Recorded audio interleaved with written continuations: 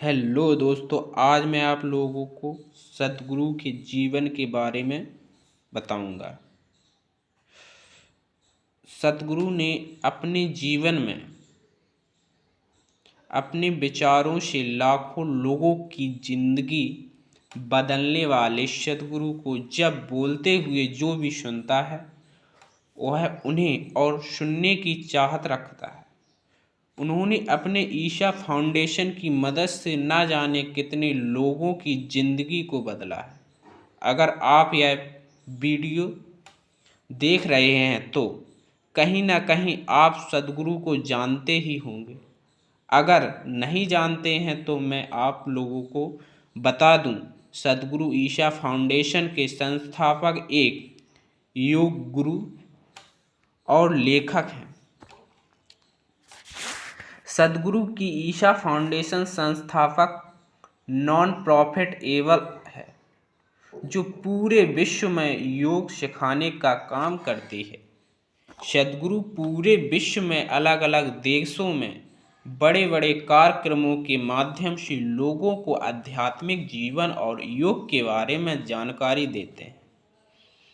सद्गुरु को हम आध्यात्मिक गुरु मोटिवेशनल स्पीकर के रूप में भी देख सकते हैं, क्योंकि जब भी यह कभी कोई प्रोग्राम करते हैं तो लाखों की संख्या में लोग इनकी कार्यक्रमों में शामिल होते हैं।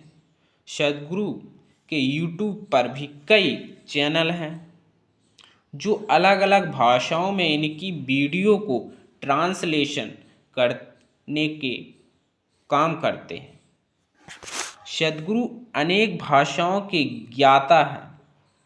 सोशल मीडिया पर सद्गुरु के लाखों फैंस फॉलोइंग हैं और इनका ईशा फाउंडेशन लोगों की मदद करता है योग सिखाने में, तथा इनका ईशा फाउंडेशन पूरे विश्व में अलग अलग देशों में कई बड़े बड़े कार्यक्रम आयोजित करवाता है और लोगों को योग महत्व का समझाता है तथा योग का अभ्यास कराते हैं।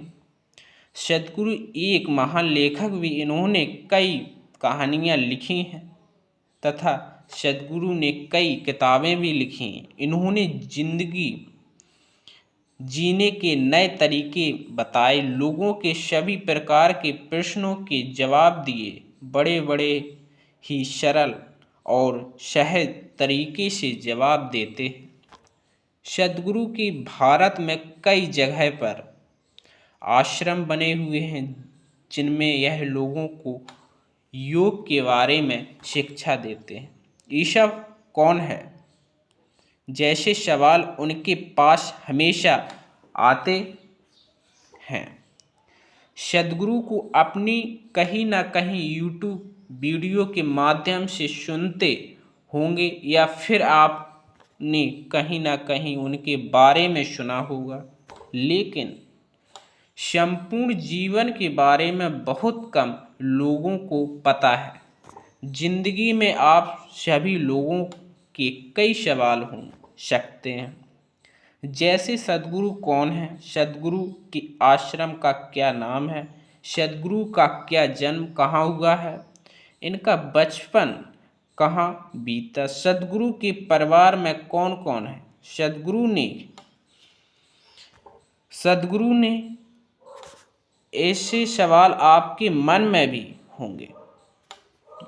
आज हम आपको सद्गुरु के संपूर्ण जीवन परिचय के बारे में आपको इस वीडियो में बताने जा रहा हूँ, जिससे आप पूरे ध्यान से सुने, उनके बचपन से लेकर आज तक के जीवन परिचय के बारे में सारी जानकारी प्राप्त हो जाएगी।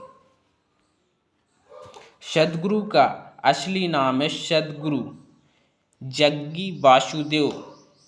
उन्होंने बचपन का नाम जगदीश है।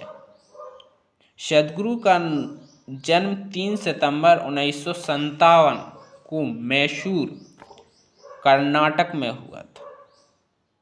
जग्गी वासुदेव एक लेखक भी हैं जिन्होंने 100 से भी ज़्यादा पुस्तकें लिखी हैं। इन्हें भारत सरकार की तरफ से 2017 में पद्म विभूषण अवार्ड से भी सम्मानित किया गया। जग्गी वासुदेव की एक लाभ रहित संस्था भी है जिसका नाम ईशा फाउंडेशन है। यह संस्था मानव सेवा में तथा योग सिखाने में काम कर रही है। यह संस्था विश्व के कई देशों में काम करती है जिसमें प्रमुख रूप से America, Singapore, England, Lebanon, Australia में योग सिखाने का काम कर रही है। सद्गुरु जग्गी वासुदेव जर्नी, मतलब उनकी जर्नी कैसी हुई थी। तो जग्गी वासुदेव का जन्म कर्नाटक के मैसूर शहर में हुआ। अपने 4 भाई बहनों में सबसे छोटे थे। इनके परिवार में इनकी माता पिता थे। इनके पिताजी भारतीय रेलवे में काम करते थे। इस वजह से इनका एक स्थान से दूसरे स्थान पर आना जाना रहता था। इस कारण भी अलग अलग जगहों पर हमेशा रहते थे क्योंकि जॉब में उनका समय समय पर तबादला हो जाता था। सद्गुरु बचपन से ही अलग तरह के व्यक्ति थे। यह किसी भी वस्तु को जब देखते थे तो उसे एकटक देखते ही रहते थे और उनकी आंखों में आंसू गिरते रहते थे।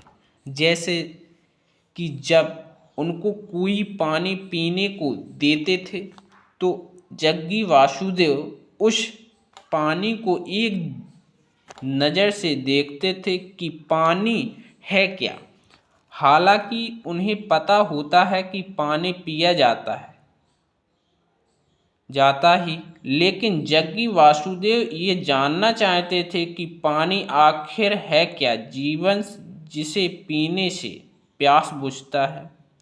जग्गी वासुदेव जगतगुरु किसी भी चीज़ को देखते थे तो वह उस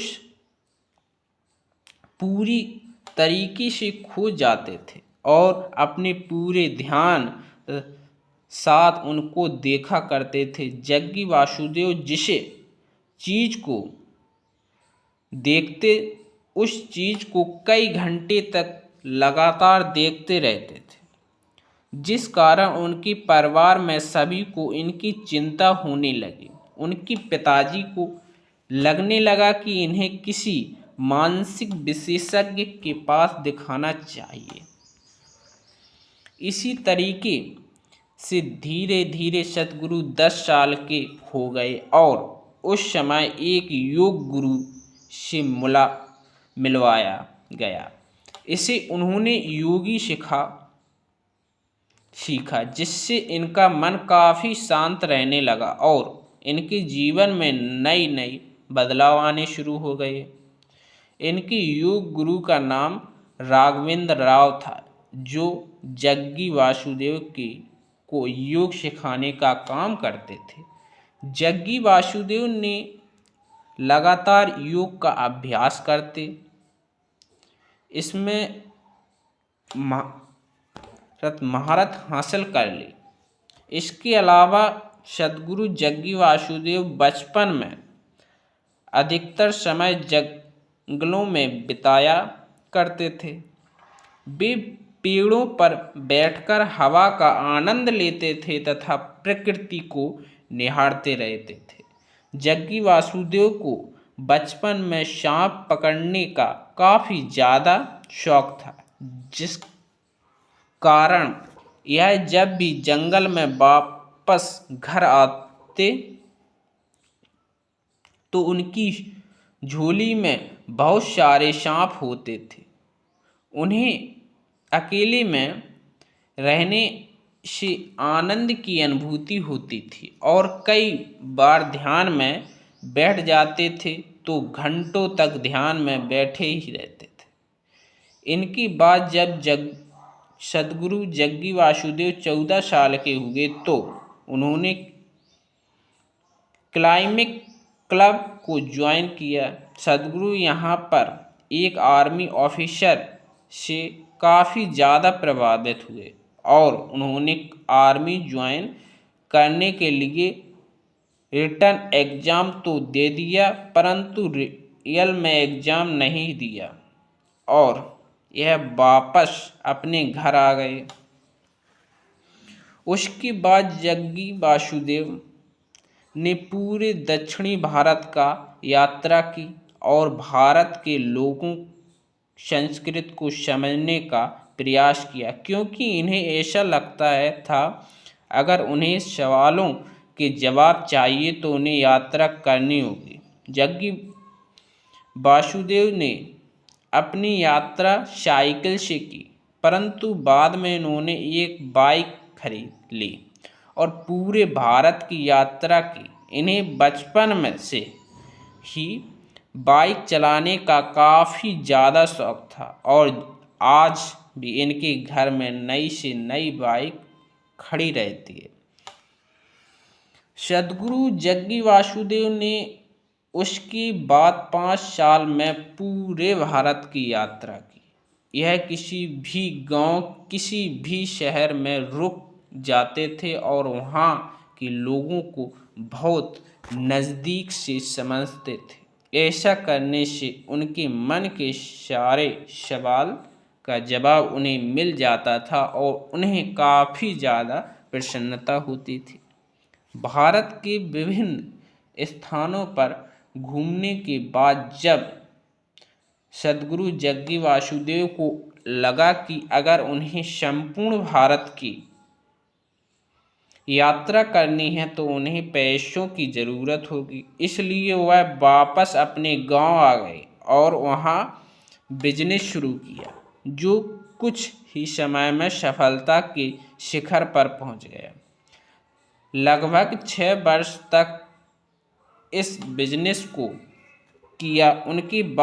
उसके बाद एक बार मैसूर में ही एक प्रसिद्ध चामुंडा पहाड़ी पर घूमने के लिए गए, जहां कुछ समय के लिए ध्यान में मग्न हो गए, परंतु उन्हें लगभग 6 वर्ष ध्यान नहीं बिजनेस को किया। उसके बाद एक बार मैसूर में ही एक प्रसिद्ध चामुंडा पहाड़ी पर घूमने के लिए गए, जहां कुछ समय के लिए ध्यान में मग्न हो गए, परंतु उन्हें यह ध्यान नहीं रहा कि कितने समय तक ध्यान में घंटों बीत जाते।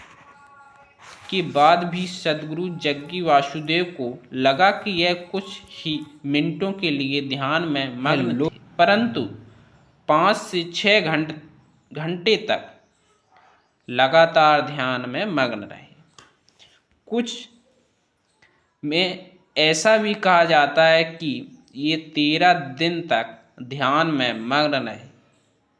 तब कुछ आसपास के लोगों ने यह देखकर उन्हें एक आध्यात्मिक पुरुष के रूप में देख शुरू कर दिया। तरह तरह के सवाल उनके सामने रखे जिनसे ये हमेशा दूर रहना चाहते थे। उसके बाद इन्होंने अपना सारा कारोबार अपने दोस्त को सौंप कर फिर से एक भारत की यात्रा पर निकल गए।